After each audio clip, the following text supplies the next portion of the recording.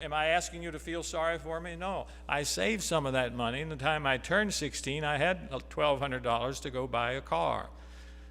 I later got jobs working on farms for our neighbors, where we would work in the field or in the stable, forking manure.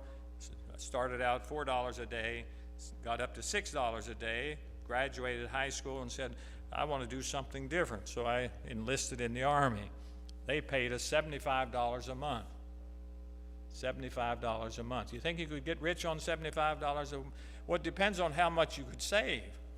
I wasn't a Christian then, so I would either save it all or spend it all in most cases, saving a little to update my car when it broke down. We're looking at Abram here. He was very rich. Are you very rich today?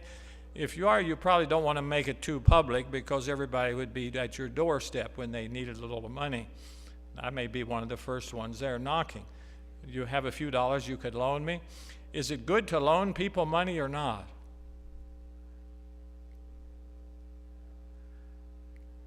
My wife says no. What does the Bible say? Are you reading Proverbs? What if you'd be a sign for somebody? We got a college student here today sitting with his mother. He wants to buy a new car. His parents are both here.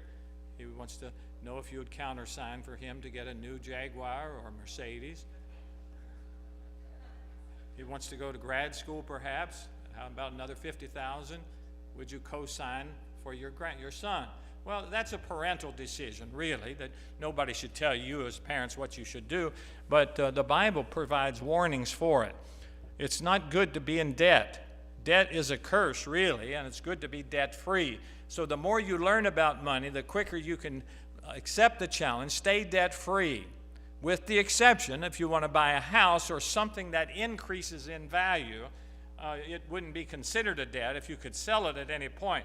But if we do have an economic crisis in this country, which ultimately has to happen eventually if we don't get out of debt, if our government doesn't get us out of debt, something is going to have to collapse, and it's going to be the economy.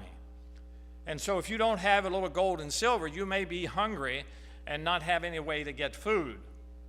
And that's why it'd be good to have a little gold or silver in small pieces, so that you could go to the grocery store and they'd accept it. If you have $1 million piece, you wouldn't go to the grocery store. They probably wouldn't be able to change that. But if you had a few pieces worth $15, $20, $30, $100, and kept them in a secret place, you might be better prepared if the economy does collapse, to help feed your family, or have a few pieces of ground somewhere, some acreage somewhere where you could grow some of your own food. Now again, am I trying to scare you?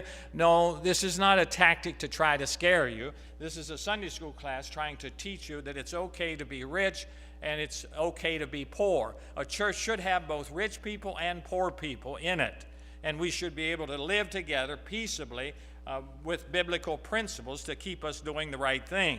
He went on his journey in verse 3, from the south even to Bethel, unto the place where his tent had been at the beginning, between Bethel and Hai, unto the place of the altar which he had made there at the first. And there Abram called on the name of the Lord. Here's a man praying. Here's godly man Abram. He's building an altar. He's praying.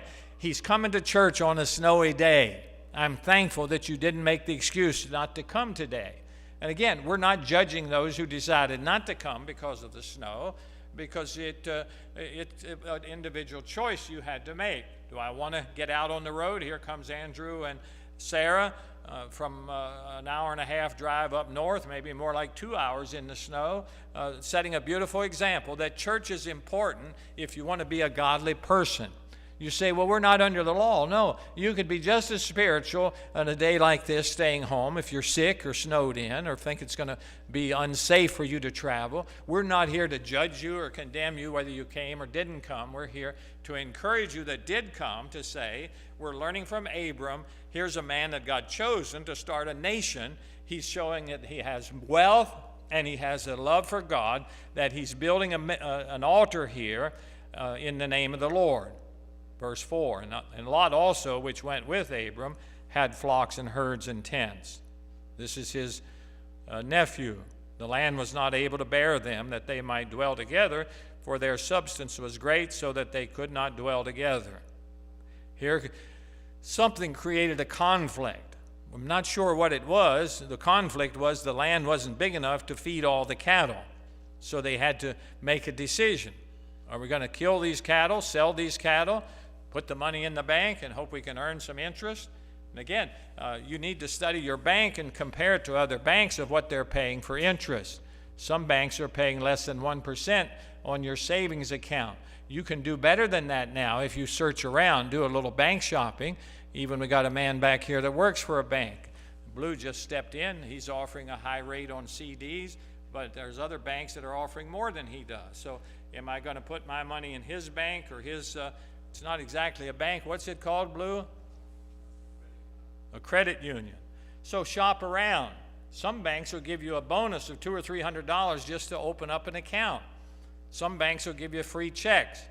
You heard about the guy, he opened up, he was, from down in the South. He was sort of a hillbilly. He never had a checking account. And they gave him a free stack of checks. He went out of there thinking, well, I'm going to use these up quickly. He didn't realize he had to have money in the bank. He thought because